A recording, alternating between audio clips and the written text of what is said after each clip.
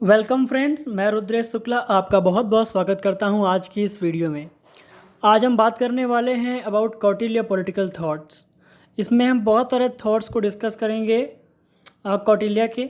मैंने इसके पहले भी कौटिल्य पे बहुत सारे वीडियोस बना रखी हैं और मेरे चैनल पे आपको कौटिल्य के पॉलिटिकल थॉट्स से रिलेटेड एक प्लेलिस्ट भी मिल जाएगी, आप वहाँ जाके भी देख सकते हैं। और यूट्यूब पे आप कोई टॉपिक डाल के कौटिल्य का सिंपली मेरा नाम डाल के सर्च कर सकते हैं, like Kautilya political thought origin of state by Rudresh Shukla. तो ये वीडियो आपको मिल जाएगी। सो आज की इस वीडियो में हम कौटिल्य के बहुत सारे आइडियाज़ को डिस्कस करने वाले हैं, लाइक एक्वायर्ड टेरिटरीज़ कितने टाइप्स की होती हैं। बट उसके पहले मैं चाहूँगा कि मैं आपको बता दूं कि मैंने और कौन कौन से टॉपिक्स वीडियो बना रखी है। लाइक मैंने बना रखी है फंक्शंस ऑफ किंग। कौटिल्य ने कौन कौन से फंक्शन बताए हैं किंग के, और origin and functions of state, और सद्गुण नीति। इन टॉपिक्स पे मैंने वीडियो बना रखी है कौटिल्य से रिलेटेड, और कौटिल्य का taxation, Kautilya views on corruption, जिनको आप ज़रूर से देख सकते हैं। सो आज की इस वीडियो पे आते हैं। आज की इस वीडियो में हम डिस्कस करने वाले हैं कि what are 3 types of acquired territories. Kautilya कहते हैं कि 3 तरीके की टेरिटरीज़ होती हैं किंग के पास। और जो उसके बाद हम डिस्कस करेंगे वो है 3 powers of a successful king. जो एक सक्सेसफुल किंग होता है उसके पास 3 पावर्स होती हैं, वो कौन कौन सी पावर्स होती हैं। उसके बाद हम डिस्कस करेंगे सप्तांग थ्योरी के बारे में। देखिए, सप्तांग थ्योरी हम सब जानते हैं, पर सप्तांग थ्योरी में जैसे स्वामी है, स्वामी रिप्रेजेंट करता है एक ह्यूमन बॉडी में हेड को। स्वामी सर हो गया, अमात्य जो है वो किसी एक आदमी की आंखें हैं। सपोज करिए जैसे एक स्टेट फंक्शन करता है, एक राज्य फंक्शन करता है, वैसे कोई इंडिविजुअल फंक्शन करे तो जो स्वामी है वो उसका हेड होगा, अमात्य है जो उसकी आई होगी। सो ये एग्जांपल्स अभी मैं आपको दे रहा हूँ।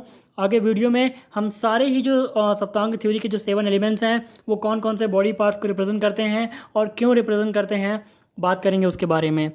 फिर हम डिस्कस करेंगे कि कौटिल्य ने अपनी बुक अर्थशास्त्र में कौन कौन से 3 टाइप्स ऑफ वॉर बताए हैं, कि जो वॉर है, जो लड़ाई होती है वो 3 तरीके की होती है।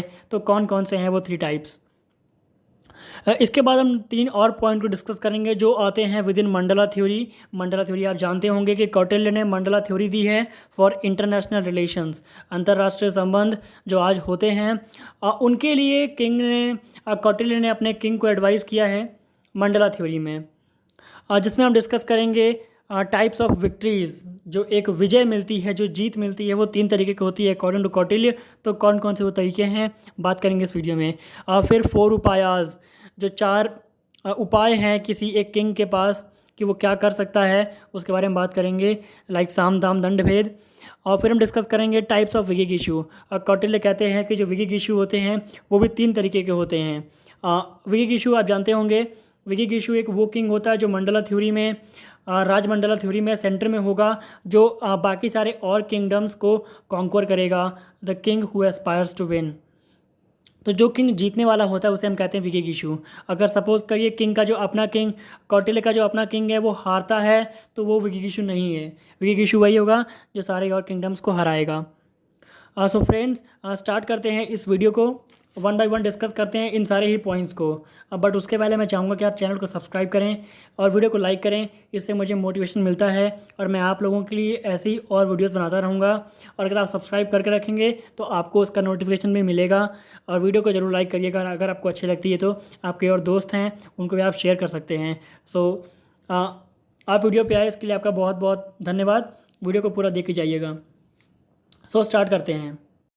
फर्स्ट है एक्वायर्ड टेरिटरीज़। एक किंग के पास जितनी भी ज़मीन होती है वो कौन कौन से तरीके की ज़मीन हो सकती है। सो पहली है जो ज़मीन हो सकती है वो ज़मीन है जो किंग ने किसी दूसरे एनिमी को हरा करके जीती हो। ऐसी ज़मीन, ऐसी भूमि जो किंग ने दूसरे किंग को हरा कर जीती है, वो हो गई फर्स्ट टाइप की। सेकंड हो गई रिकवर्ड। सपोज करिए कि एक किंग है जिसकी ज़मीन किसी और किंग ने कब्जा ली थी उसको हरा करके, सो उस ज़मीन को वापस ले आना, उसको रिकवर कर लेना, ये होती है सेकंड टाइप ऑफ टेरिटरी। और जो थर्ड है वो है नॉन डिस्प्यूटेड, जिस पे कोई लड़ाई नहीं हुई, वो आपने अपने फादर से इनहेरिट की, वो आपको आपके फादर से मिली। सो किसी किंग को जो ज़मीन उसके फादर से मिली है वो होती है थर्ड टाइप ऑफ टेरिटरी। इन तीनों ही टेरिटरीज़ में नंबर्स आगे पीछे हो सकते हैं, बट यही होती हैं 3 टाइप्स ऑफ टेरिटरीज़ जो कौटिल्य ने मेंशन की है अपनी बुक अर्थशास्त्र में। नेक्स्ट पॉइंट है कि कोई जो किंग है वो सक्सेस को तभी अचीव कर सकता है जब उसके पास ये 3 तरह की पावर्स होंगी। सो जो ये 3 तरीके की पावर्स हैं, they are the prerequisite for the success of the king. तो एक सक्सेसफुल किंग के पास ये 3 पावर्स होंगी। पहली है मंत्र शक्ति। देखो मंत्र शक्ति एंशंट इंडिया में और अभी भी मंत्र आप जानते हैं, वो मंत्र वो पावरफुल वर्ड्स होते हैं जिसके उच्चारण से आपकी इनर सोल स्ट्रांग बनती है। सो जो मंत्र शक्ति है वो है स्ट्रेंथ ऑफ नॉलेज। कोई किंग, उसके पास अगर मंत्र शक्ति है, स्ट्रेंथ ऑफ नॉलेज है, बहुत ज्ञान है, तब भी वो एक सक्सेसफुल किंग बन सकता है। दूसरा है प्रभु शक्ति, द स्ट्रेंथ ऑफ रेवेन्यू, यानी कि उसके पास बहुत पैसा है, उसकी कंट्री में उसको बहुत टैक्स मिलता है, वो हो गई प्रभु शक्ति, द स्ट्रेंथ ऑफ रेवेन्यू। और तीसरी है उत्साह शक्ति, कि वो किंग जो है बहुत ही पावरफुल हो।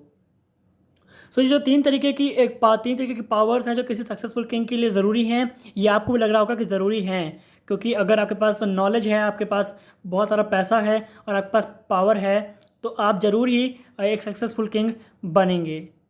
नेक्स्ट पॉइंट है जो काफ़ी इंपॉर्टेंट है कि सप्तांग थ्योरी के बारे में हम सब जानते हैं, पर सप्तांग थ्योरी में जो स्वामी है वो कौन से बॉडी पार्ट्स को रिप्रेजेंट कर रहा है। यहाँ पर कौटिल्य कहते हैं कि सपोज़ करिए जैसे एक स्टेट फंक्शन करता है, उसके ये 7 एलिमेंट्स हैं, वैसे ही सपोज़ करिए अगर वो 7 एलिमेंट्स ह्यूमन बींग्स में निकालने हों कि ह्यूमन बींग्स भी तो फंक्शन करते हैं like a state, organic theory of state. So वैसे ही तो कौन कौन से पार्ट होंगे। सपोज़ करिए एक ह्यूमन बींग और एक स्टेट दोनों इक्वल हैं, दोनों सेम फंक्शन में परफॉर्म कर रहे हैं। सो जो स्वामी है ये एक किसी मनुष्य का हेड है, और अमात्य है ये आई है, ये स्टेट की आँख है, और जो जनपद है वो स्टेट की लेग या फीट है, और जो दुर्ग है यानी कि जो होता है फोर्टिफिकेशन, वो जो है वो एक आर्म है, और जो कोस है ये माउथ है, और दंड जो है ये हार्ट है, और मित्र जो है ये ईयर हैं।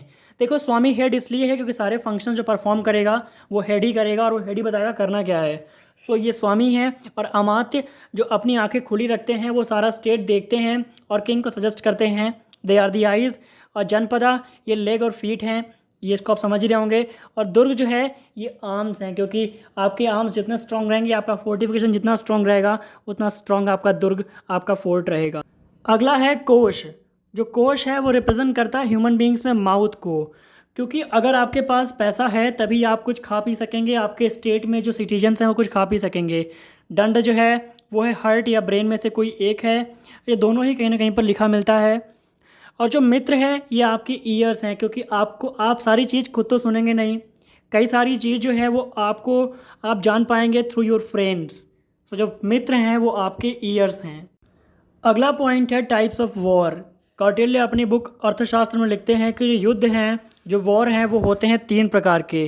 पहला है पराक्रम युद्ध, यानी कि डायरेक्ट वॉर, जब दोनों ही जो स्टेट्स हैं अपनी पावर दिखाएं, दोनों किंग अपनी पावर दिखाएं, पराक्रम दिखाएं और डायरेक्ट वॉर करें, वो होता है पराक्रम युद्ध। सेकंड है कूट युद्ध, जहाँ पे दोनों ही पार्टीज अपना ब्रेन लगाएं और गोरीला वॉर हो, छुप छुप के वॉर करें, जब एक थक जाए तो दूसरा वॉर करे।